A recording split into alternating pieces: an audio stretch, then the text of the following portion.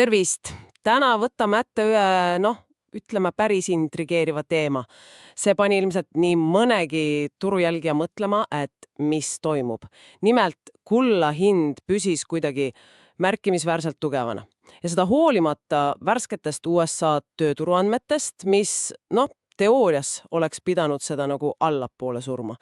Meil on siin ees materjalid, mis kirjeldavad nii seda kullaturu käitumist kui ka Tööministeeriumi viimast JOLTS aruannet ja meie ülesanne täna on koos sinuga proovida aru saada, et miks kuld seekord tavapärasetele ootustele ei vastanud ja mida see signaal laiemalt tähendada võiks just sinu jaoks, kes sa neid asju jälgid.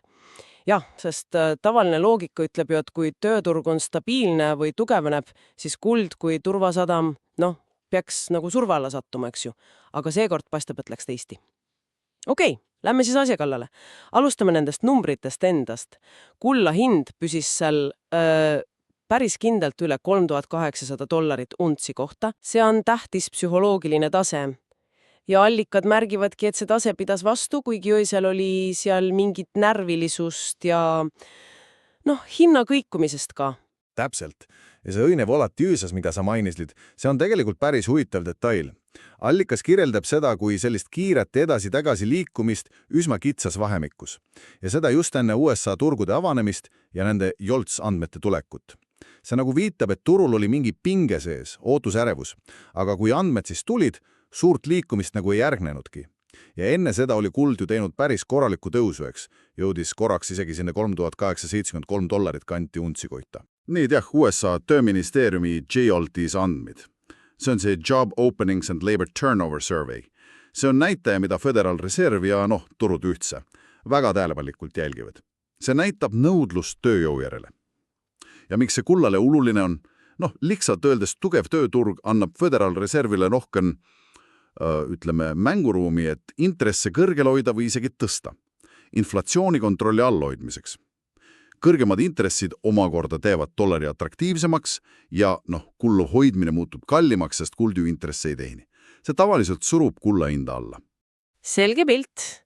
Nii et ootus oli, et kui JOLTS laitub tugevust, siis kuld peaks langema. Aga mida need numbrid siis täpselt näitasid? See JOLTS aruanne näitas, et augustis loidud uute töökohtade arv, need on siis need avatud täitmata kohad, tegelikult isegi natukene tõusis 7,23 miljonini. Juulis oli see 7,21 miljonit. See oli küll väike tõus, aga siiski tõus. Ja mis veel olulisem, see oli parem, kui analüütikud ootasid. Enamik majandusteadlasi, keda allikatest tsiteeritakse, prognoosisid tegelikult väikest langust sinna 7,19 miljoni peale. Nii et andmed ei näidanud seda oodatud kerget jahtumist, vaid pigem stabiliseerumist.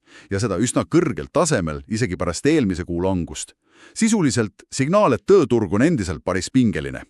Ja siit läheb lahid talised turevaks. Meil on siis kuld, mis istub tugevalt seal üle $3800 ja siis tulevad tööturu andmed, mis on oodatust paremad, mis tavaliselt peaks kullale olema halb uudis. Aga allikad rõhutavad kõik, et mingit märkimisväärset negatiivset reaktsiooni kullaturul lihtsalt ei järgnenud. Hind jäi püsima. See on ju kuidagi vastuintuitiivne. Pean tunnistama, et see ajab natuke segadusse. Tavaliselt sellised uudised ikka liigutavad turgu, mis siin päriselt toimub. See ongi see $1 000 küsimus, eks ju, ja allikad üritavad sellele vastust leida, kuigi üht selget põhjust nagu välja ei tooda. Pigem kirjeldatakse seda kui sellist turu anomaaliat või märki, et dünaamika on muutunud. Kui me hakkame seda laiemasse pilti panema, siis see reaktsiooni puudumine viitab nagu mitmele võimalikule selgitusele, mida ka analüütikud allikates pakuvad. Esiteks, võib-olla ei peetud just neid JOLTS andmeid, kuigi nad üllatasid natuke, piisavalt kaalukaks, et seda üldist narratiivi muuta. Üks analüütik mainib allikas, et turg on muutunud pisut tuimaks nende igakuiste kõikumiste suhtes ja otsib suuremaid trendimuutusi. Umbes nii. Et üksikud andmepunktid ei pruugi enam nii suurt mõju avaldada, kui see üldine pilt jääb samaks. See on huvitav mõte. Aga kas võis olla ka teisi tegureid mängus samal ajal?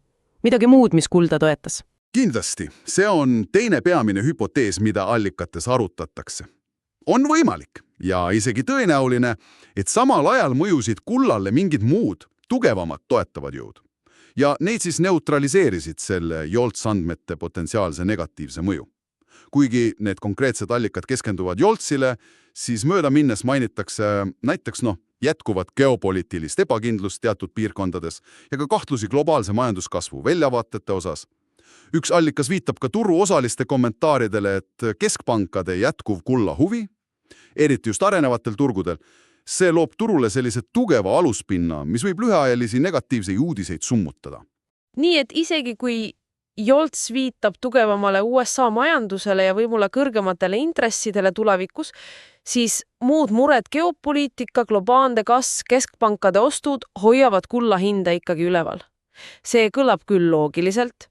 Kas on veel midagi? Mingeid teisi selgitusi? Seda varasemat hinnatõusu sinna $3870 juurde, siis on võimalik, et investorid olid juba positsioneerunud, ootates, et majandusandmed võivadki tulla tugevamad või et Föderaalreservi jutt jääb karmiks. Ja kui andmed siis vastasid neile kõrgendatud ootustele või ületasid neid vaid nappilt, siis see ei pruuginudki enam uut müügilainet esile kutsuda.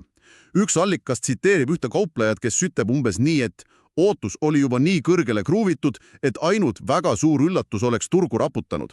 Okei, see on ka arusaadav. Nii et kokkuvõttes 3 võimalikku selgitust, mida allikad pakuvad. Andmed ei peetud piisavalt tähtsaks, muud tegurid toetasid kulda või olid tulemus juba hinna sees. Ja tõenäoliselt on tegu, mingi kombinatsiooniga neist, eks. Täpselt. Tõenäoliselt just nii. Ja mida see siis sinu jaoks tähendab, kes sa seda kuulad ja võib-olla üritad turuloogikast aru saada? Peamine järeldus on see, et see seos kulla hinna ja majandusandmete vahel ei ole alati nii sirgtsiooluline, nagu õpikunäited kirjeldavad. See konkreetne juhtum jolts andmetega on selle suurepärane näide.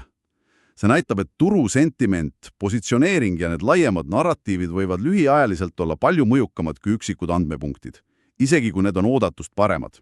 Just. Ja need põhinumbrid on hea meelde jätta kontekstiks. Kuld üle $3800, see hiljutine tipp 3970, millele järgnes kasumi võtmine ja siis jolts näitas 7,23 miljonit uut töökohta augustis, mis ületas ootusi. Kui sa jälgid turge aktiivselt, siis see episood tuletab meelde, et alati tuleb vaadata suuremat pilti ja mitte üle reageerida igale üksikule uudisele. See, et kuld ei reageerinud, on iseenesest juba oluline info, eks ju. Absoluutselt, ja see nüanss, mida sa varem mainisid, et esines mõningast volatiilsust ja kasumi võtmist enne andmete avaldamist ja pärast seda hiljutist tippu, see on ka tähtis. See näitab, et turg ei olnud täiesti, kivistunud, liikumist oli, aga see ei olnud ajendatud nendest konkreetsetest joltsandmetest negatiivses suunas, nagu teooria eeldaks. See kasumi võtmine tundus olevat pigem selline tehniline reaktsioon kiirele tõusule, mitte fundamentaalne hinnang joltsandmetele. See toob meid tagasi selle põhiküsimuse juurde. Mis siis tegelikult on see jõud, mis kulda praegu neid tugevana hoiab?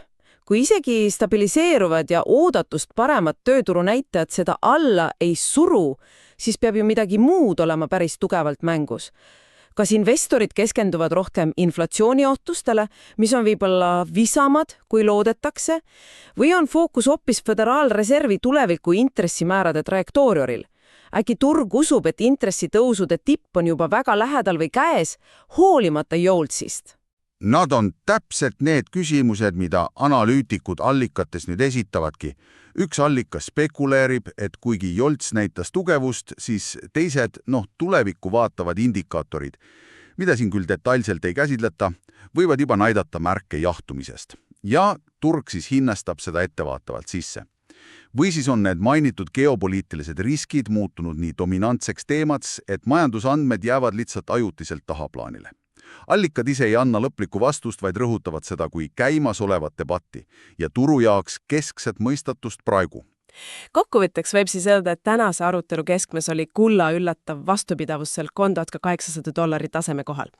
Ja see vastupidavus ilmes olukorras, kus USA tööturu joltsaruanne näitas oodatud paremaid tulemusi, mis klassikaliselt peaks kullale survet avaldama, aga seekord märkimisväärset negatiivset reaktsiooni ei järgnenud. Just nii. Ja see kinnitab üht olulist õppetundi investeerimismaailmast. Korrelatsioonid ei ole konstantsed. Majandusandmete ja varahindade vaheline seos võib muutuda. See sõltub laiemast kontekstist, turu sentimendist ja nendest konkureerivatest narratiividest. Tänane näide Kulla ja Joltsiga tõi selle võimaliku lahknevuse ootuste ja reaalsuse vahel väga selgelt esile.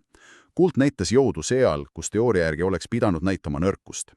Ja see, miks see nii oli, see jääbki peamiseks küsimuseks, millele turuosalised nüüd vastust otsivad. ja see viib meid sujuvalt lõpumõtteni sinu jaoks.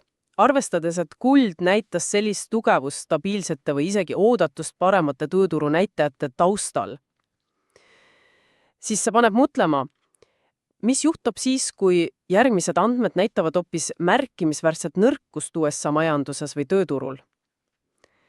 Kas see vallandaks kullas tõelise ralli, lükates hinna veelgi kõrgemane? Või on praegune kõrge hind juba arvestanud sisse ka potentsiaalsed halvad uudised? Ja reaktsioon üllatavalt nõrkadele andmetele võib olla hoopis oodatust tagasihoidlikum. Teisisõnu, kui asümmeetriline on kulla reaktsioon praegu, kas ta reageerib tugevamalt negatiivsetele üllatustele kui positiivsetele? See on dünaamika, mille üle tasub sul edaspidi mõtiskelda, jälgides, kuidas see lugu edasi areneb.